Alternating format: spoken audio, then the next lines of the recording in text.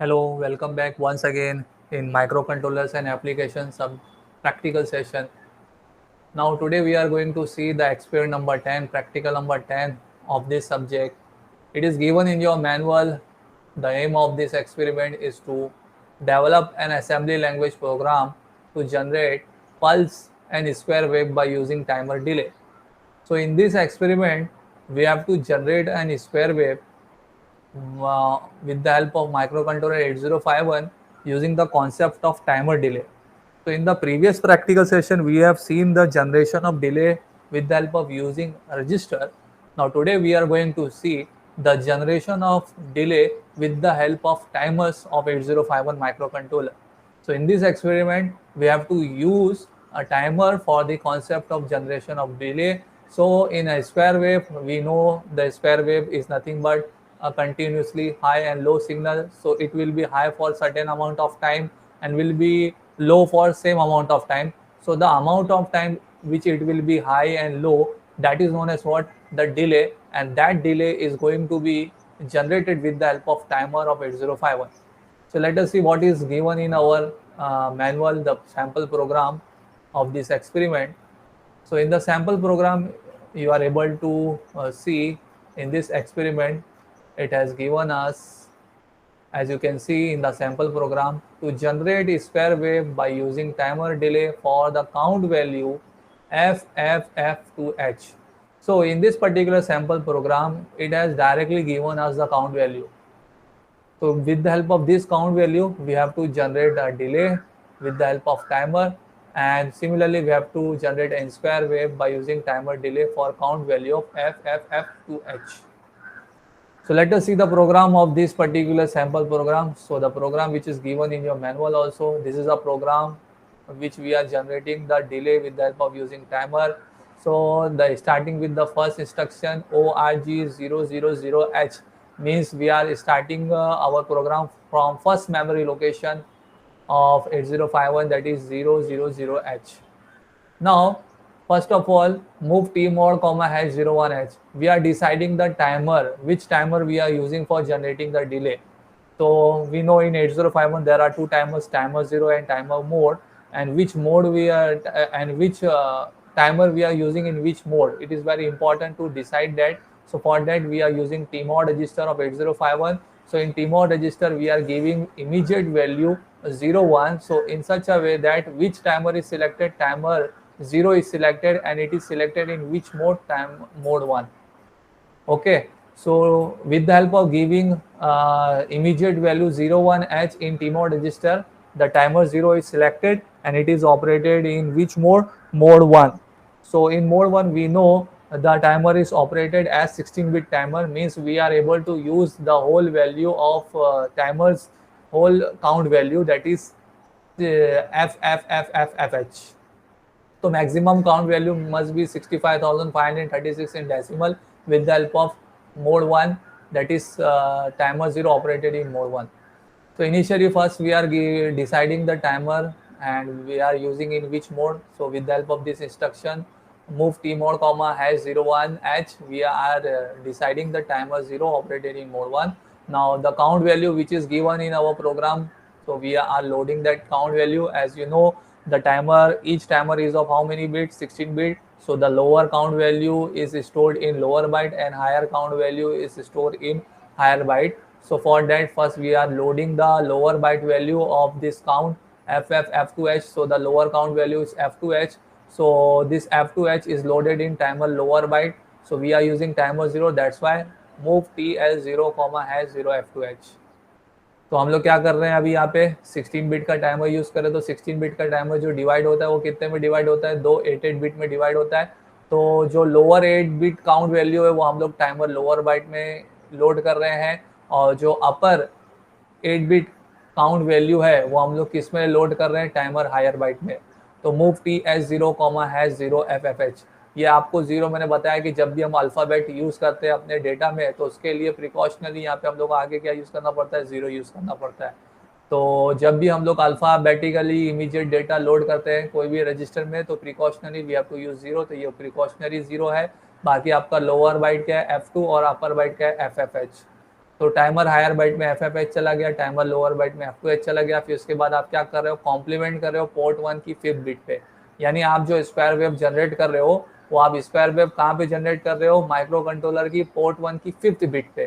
तो that's why यहाँ पे आप टॉगल कर रहे हो किसको, माइक्रो कंट्रोलर की पोर्ट 1 की जो 5th बिट है उस पर्टिकुलर बिट पे आप क्या जनरेट कर रहे हो, स्क्वायर वेव जनरेट कर रहे हो। तो स्क्वायर वेव का मतलब आपको पता ही है, कंटिन्यूसली हाई और लो सिग्नल। तो कंटिन्यूसली हाई लो सिग्नल का मतलब क्या होता है, टॉगलिंग करना। अगर पहले वो लॉजिक 1 था तो टॉगल होके क्या हो जाएगा 0, अगर वो 0 था तो टॉगल होके क्या हो जाएगा 1। तो इसके लिए हमको कौन सा इंस्ट्रक्शन यूज करना पड़ता है, कॉम्प्लीमेंट, क्योंकि आपको पता है कॉम्प्लीमेंट का मतलब क्या, अगर 1 होगा तो उसका 0 कर देगा, 0 है तो उसका क्या कर देगा 1 कर देगा। फिर हम इसके बाद क्या कर रहे हैं, किसको कॉल कर रहे हैं, डिले को कॉल कर रहे हैं, ए कॉल डिले। तो डिले सब रूटीन को कॉल कर रहे हैं। तो डिले सब रूटीन में क्या है, क्योंकि जो फिक्स स्टेप है तो उसके लिए आपको क्या जनरेट करना पड़ेगा, एक सब रूटीन जनरेट करना पड़ेगा। तो सब रूटीन में हम किसको कॉल कर रहे हैं, डिले को कॉल कर रहे हैं। यहाँ पे क्या है, सेट बिट TR0, मतलब टाइमर रन बिट को स्टार्ट करो, टाइमर रन बिट 0 को स्टार्ट करो, यानी आपने टाइमर को अब स्टार्ट कर दिया। तो जो काउंट वैल्यू आपने लोड किए थे वो काउंट वैल्यू तक का जाने के लिए आपने टाइमर को क्या कर दिया, चालू कर दिया, रन कर दिया। फिर आप चेक कर रहे हो jump if not bit TF0, तो फिर आप चेक करोगे क्या आपका टाइमर ओवरफ्लो हुआ या नहीं हुआ। तो आप वेट करोगे जब तक आपका टाइमर ओवरफ्लो नहीं होता, जब तक वो पूरी काउंट वैल्यू को काउंट नहीं कर लेता। तो आप क्या करोगे, ओवरफ्लो फ्लैग को मॉनिटर करोगे। तो ओवरफ्लो फ्लैग मॉनिटर हो रहा है, चेक किया जा रहा है कि आपका टाइमर ओवरफ्लो हुआ कि नहीं हुआ। जब आपने टाइमर को स्टार्ट कर दिया, रन करना चालू कर दिया, तो अब वो क्या होगा, रन होगा। कहाँ तक का रन करेगा, जब तक का काउंट वैल्यू अचीव नहीं होती, मैक्सिमम काउंट वैल्यू जो आपने लोड किया तब तक अचीव नहीं होती। तो जब तक अचीव नहीं होगी तब तक आपका टाइमर आपका क्या रहेगा, इधर पे ओवरफ्लो नहीं होगा। जैसे आपका टाइमर ओवरफ्लो फ्लैग मॉनिटर हो गया, ये सेट हो गया, तो सेट हो गया तो मतलब आपका मैक्सिमम काउंट वैल्यू अचीव हो गया। फिर उसके बाद आप क्या करोगे, क्लियर TR0, टाइमर को स्टॉप कर दोगे। टाइमर को जो आपने रन का कमांड दिया था अब आप उसको क्या करोगे, क्लियर करोगे। सेट बिट से आपने उसको स्टार्ट किया था, क्लियर से आप उसको क्या करोगे, स्टॉप करोगे।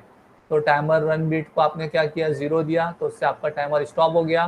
फिर दोबारा आपने जो जंप इफ नॉट बिट्स में जो मॉनिटर किया था आपने ओवरफ्लो फ्लैग जो सेट हुआ था, अब उसको भी आप क्या करोगे, क्लियर करोगे, क्योंकि आपको नेक्स्ट वंस अगेन आपको मॉनिटर करना पड़ेगा। दोबारा ओवरफ्लो मॉनिटर होने के लिए आपको उसके पहले सबसे पहले क्या करना पड़ेगा, क्लियर करके रखना पड़ेगा। फिर आप रिटर्न करोगे अपने मेन प्रोग्राम में। तो जो डिले आपका काम था वो डिले का आपने मॉनिटर हो गया, यानी उतना काउंट हल उतने टाइम तक का उसने लॉजिक 1 था तो लॉजिक 1 हो गया। फिर आप इधर पे आओगे, शॉर्ट जम्प ईयर यहाँ पे आएगा, रिटर्न में आपका इंस्ट्रक्शन यहाँ पे आएगा शॉर्ट जम्प ईयर। अब ये चीज़ को आपको कंटिन्यूसली करते रहना है। तो शॉर्ट जम्प ईयर दोबारा से आप क्या करोगे, दोबारा से आप काउंट की वैल्यू को वापस से लोड करोगे, टाइमर लोअर बाइट में, टाइमर हायर बाइट में। अब इनिशियली अगर वो 1 था तो कॉम्प्लीमेंट होके क्या हो जाएगा, 0 हो जाएगा। फिर वापस से दोबारा आप एक और डिले को कॉल करोगे, डिले में जाओगे, डिले सब रूटीन में वही सब काम होगा, टाइमर को चालू करना, फिर टाइमर ओवरफ्लो हुआ कि नहीं हुआ उसको मॉनिटर करना, फिर टाइमर को स्टॉप करना, फिर क्लियर कर लेना टाइमर ओवरफ्लो फ्लैग को, फिर रिटर्न होना। तो इस तरीके से आप क्या कर रहे हो, कंटिन्यूसली आप पोर्ट 1 की 5th बिट को टॉगल कर रहे हो विथ अमाउंट ऑफ कितने के डिले के अमाउंट से जो काउंट वैल्यू आपने मेंशन किया हुआ है। तो ये जो सैम्पल प्रोग्राम था इसमें डायरेक्टली आपको काउंट की वैल्यू दे दिया था। यहाँ पे आपको काउंट खुद से कैलकुलेट करने की ज़रूरत नहीं थी, ये डायरेक्टली आपको क्या दिया हुआ है, to generate square wave by using timer delay for count value FFF2H। तो in this sample program it is directly given as the count value and for that count value we have to generate N square wave. तो ये हम लोग ने programme को understand किए। आओ मैं आपको, आइए हम लोग अभी देखते हैं, हमने अपने कील सॉफ्टवेयर में मैंने यही प्रोग्राम को लिखा हुआ है, सीधा कॉपी पेस्ट किया। जो सिर्फ कमेंट का सेक्शन था उसको मैंने रहने दिया, बाकी सब चीज़ को मैंने रिमूव कर दिया। तो ये आपका सेम प्रोग्राम जो है वो आपने इधर पे कॉपी पेस्ट किया, फिर उसको मैंने सेव किया .asm फाइल से। तो ये 10 नंबर का प्रैक्टिकल था तो प्रैक्टिकल 10.asm से सेव किया। फिर यहाँ पे मैंने टारगेट 1 में उसको लिंक किया, जो पुराना प्रोग्राम था, पुराना फाइल था, उसको रिमूव किया, अपना ये पर्टिकुलर ये फाइल को मैंने ऐड किया अपने टारगेट में। और दूसरी बात जो मैंने आपको बताया था कि जो क्रिस्टल फ्रीक्वेंसी है वो आपको प्रॉपरली अपना चेक करना है कि आपकी जो क्रिस्टल फ्रीक्वेंसी है वो बराबर आप उतना आप ऑब्जर्व कर रहे हो कि नहीं कर रहे हो। तो ऑप्शंस फॉर टारगेट 1 में जाके मैंने जो आपको बोला था कि कील सॉफ्टवेयर में भी आपको आपकी क्रिस्टल फ्रीक्वेंसी कितना सेट करना है, 11.0592 मेगाहर्ट्ज़। तो हम लोग 11.0592 मेगाहर्ट्ज़ की क्रिस्टल फ्रीक्वेंसी यूज़ कर रहे हैं, तो वो चीज़ को आपको प्रॉपरली ध्यान देना है। बाय डिफ़ॉल्ट यहाँ पे 24 मेगाहर्ट्ज़ होता है, तो ऑप्शन फॉर टारगेट में जाके आपको टारगेट में जाके क्रिस्टल फ्रीक्वेंसी प्रॉपरली ये फ्रीक्वेंसी अमाउंट की सेट करना है, क्योंकि इसी के हिसाब से हमने डिले का कैलकुलेशन किया है। दूसरी बात यहाँ पे एक और चीज़ मुझे यहाँ पे ये समझाना है कि अब हम लोग क्या करेंगे। अगर हम लोग को स्क्वायर वेव ऑब्जर्व करना है तो यहाँ पे हमारे पास कोई ऑसिलोस्कोप का ऑप्शन तो अवेलेबल नहीं है कि सॉफ्टवेयर में। तो उसके लिए हम लोग कौन सा सॉफ्टवेयर यूज़ कर रहे हैं जहाँ पे हम लोग को ये चीज़ ऑब्जर्व हो पाएगी, ऑसिलोस्कोप वगैरह देखने मिलेगा। तो हम लोग यहाँ पे यूज़ कर सकते हैं प्रोटियस सॉफ्टवेयर। तो as you can see I am using this Proteus software also. तो ये प्रोटियस सॉफ्टवेयर में आपको समझ में आएगा। यहाँ पे प्रोटियस सॉफ्टवेयर में हम लोग क्या यूज़ कर रहे हैं, माइक्रो कंट्रोलर 8051 यूज़ करें। This is your 8051 micro controller 8089C51। तो आपको प्रोटियस का यूज़ करना आता होगा। तो सबसे पहले आपको क्या करना है, कंपोनेंट्स को प्लेस करना है। जब ये प्रोटियस आप इंस्टॉल कर लोगे तो आप अपने प्लेस में जाके आप अपना सर्च कर सकते हो। यहाँ पे प्लेस में आप जाओगे तो प्लेस में जाके आप सर्च कर सकते हो। यहाँ पे कीवर्ड्स टाइप करोगे 8089C51। तो 8089C51 आप सर्च करोगे, you will get your micro controller 8089C51 आपको दिखेगा। ये 8089C51 ओके कर देंगे तो आपको ये आपका माइक्रो कंट्रोलर मिल जाएगा, प्लेस हो जाएगा। तो इस तरीके से मैंने माइक्रो कंट्रोलर 8089C51 प्लेस किया हुआ है। और आपको ऑब्जर्व करना है कि आपका वेवफॉर्म जो है वो कहाँ पे जनरेट होगा। पोर्ट 1 की 5th बिट पे हम लोग स्क्वायर वेव जनरेट कर रहे हैं, तो उसके लिए आपको ऑसिलोस्कोप लगेगा। तो यहाँ पे लेफ्ट के आइकॉन्स में आपको इधर पे एक आइकॉन्स नज़र आएगा, विंडो, जहाँ पे आपको सारे इंस्ट्रूमेंट्स अवेलेबल नज़र आएंगे, जैसे ऑसिलोस्कोप, लॉजिक एनालाइजर। तो ये जो विंडो है, ये जो आइकॉन है, डिस्प्ले वाला आइकॉन, इंस्ट्रूमेंट्स वाला आइकॉन, यहाँ पे क्लिक करोगे तो सारे इंस्ट्रूमेंट्स आपको नज़र आएंगे। तो यहाँ से मैंने ऑसिलोस्कोप को सिलेक्ट किया है और इस ऑसिलोस्कोप को मैंने कहाँ पे कनेक्ट किया हुआ है, आपके पोर्ट 1 की 5th बिट पे कनेक्ट किया हुआ है। तो पोर्ट 1 की 5th बिट पे मैंने इस ऑसिलोस्कोप को कनेक्ट किया हुआ है। तो ये आपको इधर पे नज़र आएगा ऑसिलोस्कोप, आप देख सकते हो। यहाँ पे मेरा पोर्ट 1 की 5th बिट पे ऑसिलोस्कोप कनेक्ट किया हुआ है। तो ये पोर्ट 1 की जो 5th बिट है, पोर्ट 1 की 5th बिट पे मैंने ऑसिलोस्कोप का चैनल ए यूज़ किया है, यहाँ पे कनेक्ट कर दिया है। अब आपको और क्या क्या सेटिंग्स करनी होगी, तो मैं ये चीज़ आपको समझा रहा था कि जो हम लोग वेवफॉर्म ऑब्जर्व करेंगे वो प्रोटियस सॉफ्टवेयर में ऑब्जर्व करेंगे, लेकिन वो ऐसे तो नहीं चलेगा। जब तक हम इसके माइक्रो कंट्रोलर में प्रोग्राम को इंसर्ट नहीं करेंगे तब तक वो अकॉर्डिंगली वो रन नहीं करेगा। तो जब तक आप इस माइक्रो कंट्रोलर में आप उस प्रोग्राम को इंसर्ट नहीं करोगे तब तक का वो तो प्रोग्राम के अकॉर्डिंगली ये वर्क नहीं करेगा। तो जैसे ही आप इस पर डबल क्लिक करोगे तो you are able to see the options for this microcontroller. तो यहाँ पे जो प्रोग्राम फाइल आपको नज़र आ रही है, यहाँ पे आपको वो प्रोग्राम की हेक्स फाइल, कील सॉफ्टवेयर से जो हेक्स फाइल जनरेट होती है वो यहाँ पे आपको लोड करनी पड़ेगी। और दूसरी बात, यहाँ पे जो क्लॉक फ्रीक्वेंसी उसका भी ध्यान देना पड़ेगा। अगर यहाँ पे बाय डिफ़ॉल्ट 12 मेगाहर्ट्ज़ होगा तो आपको यहाँ पे चेंज करना पड़ेगा 11.0592 मेगाहर्ट्ज़ का क्रिस्टल फ्रीक्वेंसी यहाँ पे भी सेट करना पड़ेगा। तो दोनों तरफ से मैच होना चाहिए, तब जाके हमको प्रॉपर अपने काउंट वैल्यू की वैल्यू जो हम जो डिले देख रहे हैं वो एक्जैक्टली हमको मिलने वाली है। तो कील सॉफ्टवेयर में जो आपने क्रिस्टल फ्रीक्वेंसी का यूज़ किया है वही क्रिस्टल फ्रीक्वेंसी की वैल्यू आपको आपके प्रोटियस सॉफ्टवेयर के माइक्रो कंट्रोलर में भी यूज़ करना है, पुट करना है। तो बाय डिफ़ॉल्ट अगर 12 मेगाहर्ट्ज़ का होगा तो आप उसको यहाँ पे चेंज करो 11.0592 मेगाहर्ट्ज़ करो इधर पे। तो अब इसके बाद एक ही चीज़ आपकी बाकी है, अब आपको यहाँ पे आपका प्रोग्राम फाइल इंसर्ट करना है। तो पहले हम लोग को वहाँ पे किस तरीके से कील सॉफ्टवेयर से उसकी हेक्स फाइल जनरेट की जाती है वो आपको समझ में आना चाहिए। तो ऑप्शंस फॉर टारगेट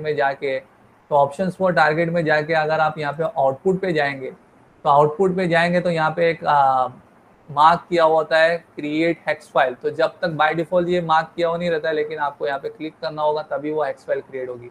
और दूसरी बात, आप कहाँ पे उसकी हेक्स फाइल को सेव करना चाहते हो तो वो प्रॉपरली आप फोल्डर को सिलेक्ट करो। जैसे कि आप वो जो फाइल जो आप देखना चाहते हो हेक्स फाइल, वो कहाँ पे आप देखना चाहते हो, कहाँ पे रखना चाहते हो। तो मैंने यहाँ पे अपने डेस्कटॉप पे रखा हुआ है ताकि मुझे आसानी से डेस्कटॉप से वहाँ पे मिल जाए ब्राउज करने में।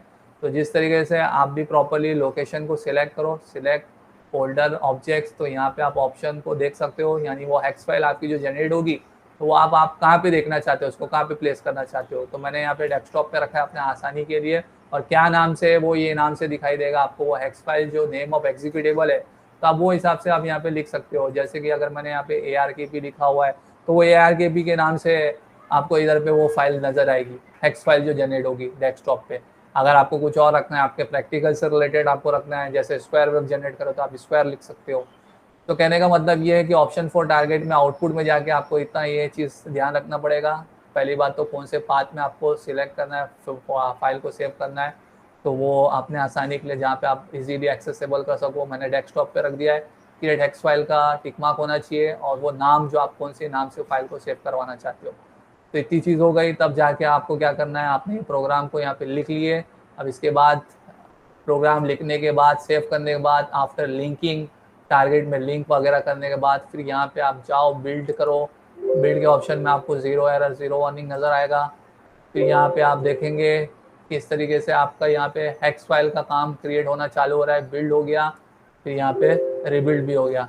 तो अब आपकी हेक्स फाइल भी है जो वो जनरेट हो चुकी, उसका ये पाथ यहाँ पे दिखा रहा है, कौन से नाम से वो भी दिखा रहा है डेस्कटॉप पे, ARKP नाम से।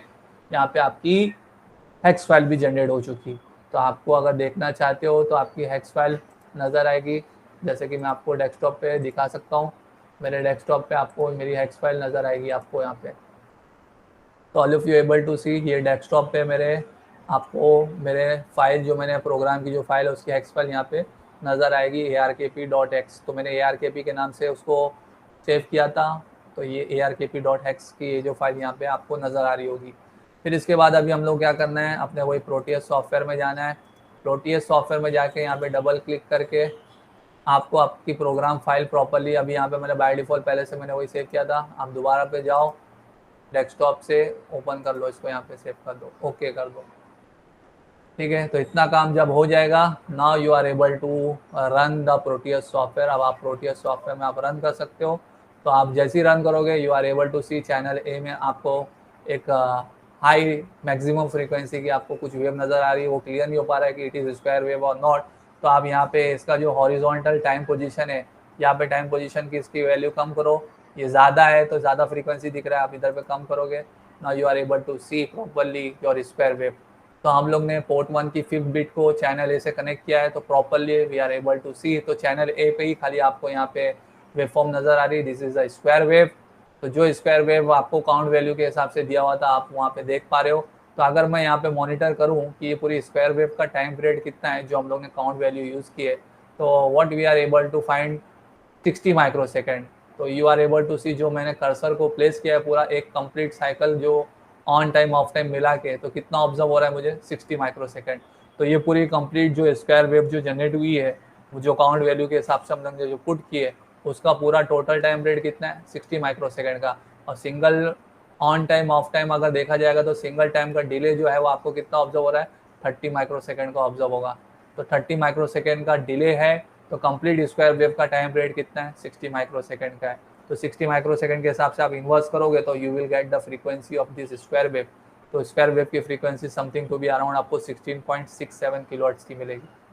तो इन दिस वे जो आपको प्रोग्राम दिया हुआ था, वो आप इस प्रोग्राम को रन करके प्रोटियस सॉफ्टवेयर में आप ऑब्जर्व कर पा रहे हो कि ऑसिलोस्कोप में आपको यहाँ पे वेवफॉर्म प्रॉपरली दिख रही है, स्क्वायर वेव जनरेट हो रही है। तो ये प्रॉपरली काउंट वैल्यू वगैरह आप प्रॉपरली इंसर्ट करो, क्रिस्टल फ्रीक्वेंसी प्रॉपरली सेट करोगे, तब जाके आपको एग्जैक्ट आपकी वैल्यू के हिसाब से मिलेगा। दूसरी बात, आपको क्वेश्चन आ रहा होगा कि सर मैंने कर्सर कहाँ से लिया, तो कर्सर के लिए आपको यहाँ पे आपको दिखाई देगा, कर्सर का आइकन नज़र आएगा ट्रिगर सेक्शन के यहाँ पे। अगर मैं कर्सर को अनप्रेस कर दूंगा तो कर्सर चला जाएगा, इस पर क्लिक करूँगा तो ये कर्सर आ जाएगा। और अगर आपको चैनल ए का एम्पलीट्यूड वगैरह इंक्रीज़ करना है, एम्पलीट्यूड कम करना है, तो यहाँ पे आपको ऑसिलोस्कोप में नज़र आएगा, आप एम्पलीट्यूड यहाँ से बढ़ा सकते हो, डिक्रीज़ कर सकते हो। तो जो आपको सैम्पल प्रोग्राम दिया हुआ था, उस सैम्पल प्रोग्राम का हमने यहाँ पे रन किया, तो उस प्रोग्राम के हिसाब से आपको जो डिले जो है, टोटल टाइम पीरियड जो स्क्वायर वेव का है वो 60 माइक्रोसेकंड का है, और सिंगल टाइम पीरियड का डिले कितना है, 30 माइक्रोसेकंड का है। Now we are going to see next. अब इसके बाद आगे आपको क्या दिया हुआ है, तो आप ध्यान से देखोगे तो प्रॉब्लम स्टेटमेंट फॉर स्टूडेंट्स करके भी दिया होता है। यानी जब सैम्पल प्रोग्राम हो गया तो उसके बाद आपको उससे रिलेटेड एक आपके लिए प्रोग्राम करने के लिए कहा गया है, develop assembly language program to generate pulse width of 5 millisecond on port 2.3 using timer 0 mode 1। तो यहाँ पे आपको प्रॉब्लम स्टेटमेंट दिया जा रहा है कि आपको खुद से एक प्रोग्राम डेवलप करना है जिसमें आपको पल्स विड्थ कितने की जनरेट करना है, 5 मिलीसेकंड की। यानी जो आपने स्क्वायर वेव अभी देखे जिसमें पल्स विड्थ 30 माइक्रोसेकंड की थी, तो अब आपको यहाँ पे जनरेट करना है 5 मिलीसेकंड के हिसाब से। कहाँ पे, पोर्ट 2 की 3rd बिट पे यूजिंग टाइमर 0 मोड 1। तो वही टाइमर 0 मोड 1 का इस्तेमाल करना है, क्रिस्टल फ्रीक्वेंसी भी 11.0592 मेगाहर्ट्ज का ही यूज़ करना है, लेकिन अब जो डिले है वो आपको इस हिसाब से कैलकुलेट करना है, 5 मिली सेकेंड के हिसाब से क्या काउंट वैल्यू आता है वो आपको पहले पता करना पड़ेगा, फिर वो काउंट की वैल्यू आपको टाइमर में पुट करना पड़ेगा और फिर आपको वेरीफाई करना पड़ेगा क्या आपको बराबर से 5 मिली सेकेंड का डिले ऑब्जर्व हो रहा है कि नहीं हो रहा है। तो ये चैलेंजिंग प्रॉब्लम आपको दिया था। सैम्पल प्रोग्राम में तो डायरेक्टली आपको काउंट वैल्यू दे दिया था, वहाँ पे कोई टाइम पीरियड नहीं दिया था आपको कि इतने टाइम के लिए आपको जनरेट करना है, वहाँ पे तो डायरेक्टली आपको काउंट वैल्यू उसका दे दिया था। लेकिन अब ये आपको चैलेंज यहाँ पे दिया है कि ये टाइम के हिसाब से आप वो काउंट वैल्यू पहले फाइंड आउट करो, फिर वो काउंट वैल्यू की वैल्यू प्रोग्राम में पुट करो और वेरीफाई करो कि आपको बराबर से 5 मिली सेकेंड का डिले ऑब्जर्व हो रहा है कि नहीं हो रहा है। तो इसके लिए मैंने आपको पूरा ये एक्सप्लेनेशन यहाँ पे किया है, मैंने समझाया है, मैंने यहाँ पे पूरा प्रोग्राम को लिखा है। तो किस तरीके से delay calculation for 5 millisecond होता है तो उसका पूरा स्टेप मैंने यहाँ पे आपके सामने रखा है, समझाया है। सबसे पहले आपको क्रिस्टल फ्रीक्वेंसी कितना दिया हुआ है 11.0592 मेगाहर्ट्ज, तो आपको पता है। पहले हम लोग क्या मालूम करते हैं, टाइम पीरियड मालूम करते हैं 1 मशीन साइकिल का। तो ऑपरेटिंग फ्रीक्वेंसी क्या होती है 11.0592 मेगाहर्ट्ज को डिवाइड बाई 12 करते हैं तो ऑपरेटिंग फ्रीक्वेंसी मिलती है। तो ऑपरेटिंग फ्रीक्वेंसी कितनी मिलती है 921.6 किलोहर्ट्ज। फिर टाइम पीरियड, तो फ्रीक्वेंसी का इन्वर्स करोगे तो आपको टाइम पीरियड मिलेगा। तो time period of 1 clock pulse, तो एक क्लॉक पल्स एक मशीन साइकिल का टाइम पीरियड क्या होता है उसका इन्वर्स करोगे तो यू विल गेट 1.085 माइक्रोसेकंड। तो ये स्टेप तो हम लोग को ऑलरेडी पहले से भी पता था कि जब भी क्रिस्टल फ्रीक्वेंसी 11.0592 मेगाहर्ट्ज होता है तो time period of 1 clock pulse कितना होता है 1.085 माइक्रोसेकंड। ना अभी हम लोग को ध्यान देने की ज़रूरत ये है कि जो हम लोग को डिले जनरेट करना है उस डिले के हिसाब से क्या काउंट वैल्यू आती है।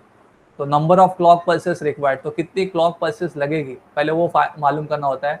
तो उसका फॉर्मूला सिंपल सा है, क्या डिले आपको रिक्वायर्ड है divide by time period of 1 clock pulse. तो डिले रिक्वायर्ड अभी हम लोगों को कितने का है 5 मिली सेकेंड का, क्योंकि जो पल्स विड्थ जनरेट करना है वो कितने की जनरेट करना है 5 मिली सेकेंड की करना है। तो delay required 5 millisecond divide by time period of 1 clock pulse कितना है 1.085 माइक्रोसेकंड। तो आप जब डिवाइड कर लोगे 5 मिली को डिवाइड बाय 1.085 माइक्रोसेकंड तो यू विल गेट 4608। तो ये नंबर ऑफ क्लॉक पल्सेस आपको रिक्वायर्ड है। तो नंबर ऑफ क्लॉक पल्सेस आपको कितने रिक्वायर्ड है 4608।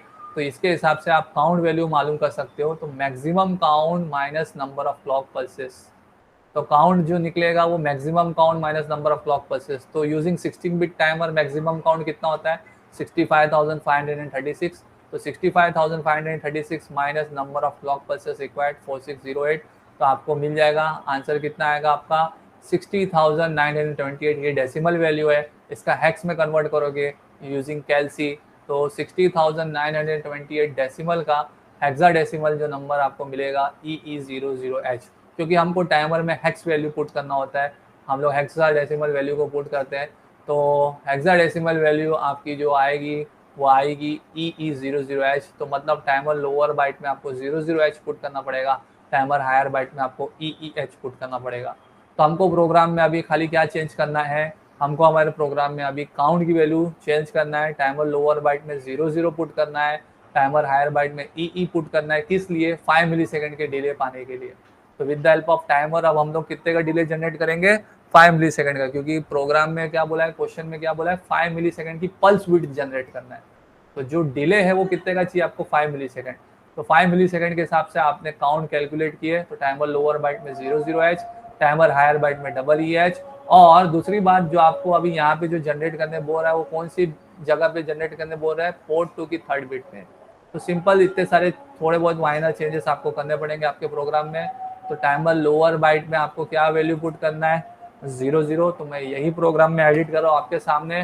टाइमर लोअर बाइट में 00, टाइमर हायर बाइट में मुझे क्या पुट करना है FF के बदले में EE, क्योंकि टाइमर हायर बाइट में मुझे अब क्या पुट करना है EE।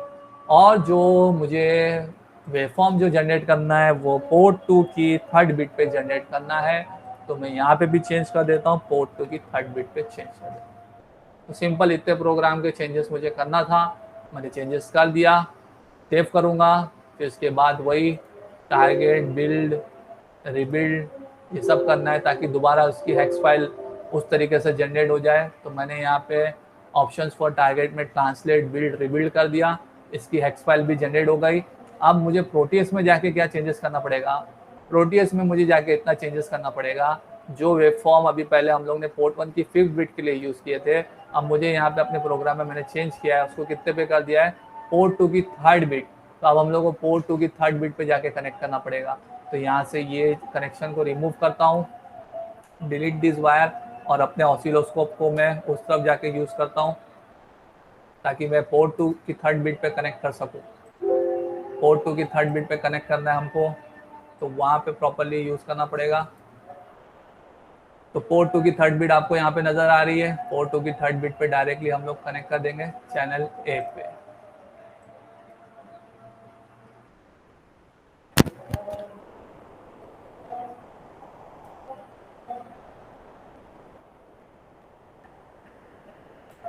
ये हो गया सिंपल सा कनेक्शन। पोर्ट 2 की थर्ड बिट पे मैंने अपने ऑसिलोस्कोप को कनेक्ट कर दिया। अब मुझे क्या करना है, अपने माइक्रो कंट्रोलर पे प्रोग्राम फाइल सिलेक्ट करना है। प्रोग्राम फाइल प्रॉपरली मुझे अब दोबारा वाली जो मैंने अभी सेव किया है, जो जनरेट किया है हेक्स फाइल, तो वो दोबारा वाली आपको यहाँ पे लेके आना पड़ेगा। दोबारा से आपको जाना पड़ेगा प्रोग्राम फाइल, जो वही सेम नाम से ही सेव हो रही है, जैसे आपको दोबारा उसको लोड करना पड़ेगा। ओके कर दो। अब मैं रन करूँगा तो अब आपको ये जो ऑसिलोस्कोप जो है वो पोर्ट 2 की थर्ड बिट पे कनेक्टेड है। जो मैंने प्रोग्राम में चेंजेस किया है वो चेंजेस के हिसाब से यहाँ यू आर एबल टू सी, अब आपको स्क्वायर वेव जनरेट हो रहा है। तो यहाँ से आप इसका टाइम पीरियड चेंज कर सकते हो इधर पे। तो ये आपका प्रॉपरली स्क्वायर वेव आपको नज़र आ रहा है। अब मैं आपको जो चीज़ दिखाना चाहता हूँ, क्या ये डिले एग्जैक्टली 5 मिली सेकेंड का आपको ऑब्जर्व हो रहा है जो पल्स विड्थ के लिए हम लोग ने किए। अरे तो कर्सर से हम लोग मॉनिटर करेंगे, चेक करेंगे। Yes, now you are able to see जो मैंने जो पल्स विड्थ जो जनरेट किया है वो एग्जैक्टली 5 मिली सेकेंड का है। इट मीन्स व्हाट, जो डिले कैलकुलेशन हम लोग ने किया वो परफेक्ट किया हुआ है प्रोग्राम में, जो मैंने आपको समझाया, जो प्रॉब्लम स्टेटमेंट आपको दिया गया था। तो ये पल्स विड्थ जो आपकी जनरेट हो रही है एग्जैक्टली 5 मिली सेकेंड की ऑब्जर्व हो रही है। You are able to see the 5 millisecond pulse width. तो इस तरीके से हम लोग अपना प्रोग्राम डेवलप कर सकते हैं, जनरेट कर सकते हैं। आई होप आप लोग को समझ में आ रहा होगा क्या चीज़ का मैंने चेंजेस किया, कैसे मैंने डिले कैलकुलेशन किया अपने प्रोग्राम में। तो फॉर योर बेटर अंडरस्टैंडिंग इसलिए मैंने आपके सामने प्रॉब्लम स्टेटमेंट फॉर स्टूडेंट्स को भी आपके सामने रन करके दिखाया। तो यही मेरा प्रोग्राम था जो मैंने माइनर से चेंजेस किया, उसको रन करके दिखाया। We are exactly getting the 5 millisecond delay also. तो क्या क्या था आपके मैनुअल में, तो ऑब्जर्वेशन फॉर सैम्पल प्रोग्राम, तो सैम्पल प्रोग्राम का ऑब्जर्वेशन जो मैंने आपको समझाया, जो आपका स्क्वायर वेव जनरेट हुआ वो टोटल 60 माइक्रोसेकेंड का था। 30 microsecond on time, 30 microsecond of time. तो इस तरीके से आप ड्रॉ कर सकते हो। इंटरप्रिटेशन जो है, कंक्लूजन जो है वो आप सब लिख सकते हो। फिर इससे रिलेटेड कुछ क्वेश्चंस वगैरह भी दिए हुए, प्रैक्टिकल रिलेटेड क्वेश्चन, तो ज़्यादा कुछ नहीं है, वो जो डिले कैलकुलेशन के ऊपर ही है। Calculate the number to be loaded into TH and TL to generate square wave of on time 3 millisecond and off time 10 millisecond using mode 1। तो यहाँ पे आपको TH और TL में क्या काउंट वैल्यू पुट करना पड़ेगा अगर ऑन टाइम 3 मिली सेकेंड का है और ऑफ टाइम 10 मिली सेकेंड का है यूजिंग मोड 1। तो आप अलग अलग तरीके से कैलकुलेट कर सकते हो। Delay calculation for on time 3 millisecond, तो 3 मिली सेकेंड के हिसाब से आप डिले कैलकुलेशन जो मैंने आपको समझाया पूरा स्टेप प्रोसीजर, वो हिसाब से आप कैलकुलेट कर सकते हो। तो you will get count value of EA85H। और delay calculation for 10 millisecond के हिसाब से भी आपको कैलकुलेट करोगे तो you will get the count value B8538। तो जो प्रोसीजर मैंने समझाया वही प्रोसीजर के हिसाब से आप कैलकुलेट करोगे, you are able to definitely get the count value. तो सिंपल था ये। दूसरा क्वेश्चन यहाँ पे दिया गया था, to get a 2 millisecond delay what number should be loaded into TH and TL using mode 1 assume crystal. तो वही सब चीज़ बार बार रिपीट कर रही है। डिले कैलकुलेशन कैलकुलेट करने के लिए बोल रहा है, काउंट वैल्यू क्या पुट करना पड़ेगा। तो 2 मिली सेकेंड के डिले के लिए आपको क्या काउंट वैल्यू मिलेगी, तो वो सब चीज़ भी इधर पे दिया हुआ है। तो TH में F8H आएगा, TL में CDH आएगा। तो आप अपने हिसाब से भी कर सकते हो। जो स्टेप मैंने समझाया है वो स्टेप को फॉलो करो, definitely you are also able to do the same thing. So once again, thank you all of you for listening and understanding and watching. Thank you very much.